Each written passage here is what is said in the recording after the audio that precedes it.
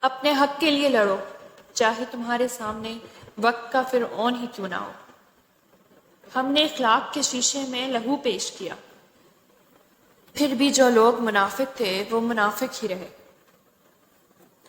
ہم بدلے نہیں ہیں، بس دنیا کو سمجھ گئے ہیں۔ معاف ہر بار کرو، مگر اعتبار صرف ایک بار کرو۔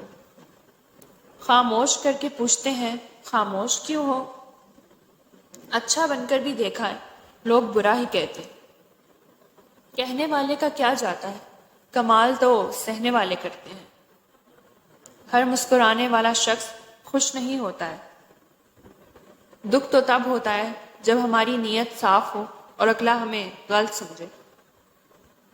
دوسروں کو سمجھانا مشکل ہو جائے تو خود کو سمجھا لینا بہتر ہے۔ کبھی کبھی چپ رہنا شکایت کرنے سے زیادہ بہتر ہوتا ہے۔ ماں باپ کے علاوہ ہر رشتہ مطلبی ہوتا ہے۔ خاموشی بہت کچھ کہتی ہے، کان لگا کر نہیں، دل لگا کر سنیں۔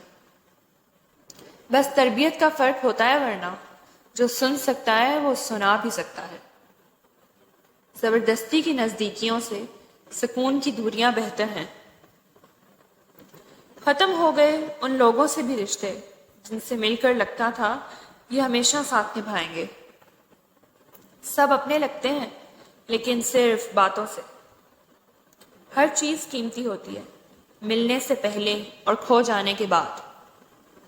لوگ دنیا کو حقیقت سمجھ بیٹھے، حالانکہ بنانے والے نے بتایا ہے کہ دھوکہ ہے۔ سکون دنیا کی سب سے مہنگی چیز ہے۔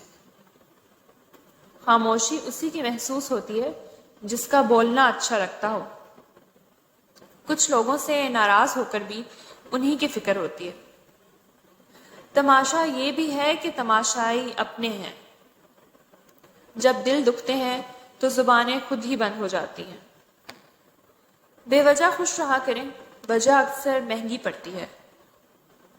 ضروری نہیں کہ کچھ غلط کرنے سے ہی دکھ ملے، حد سے زیادہ اچھا ہونے کی بھی قیمت چکانی پڑتی ہے۔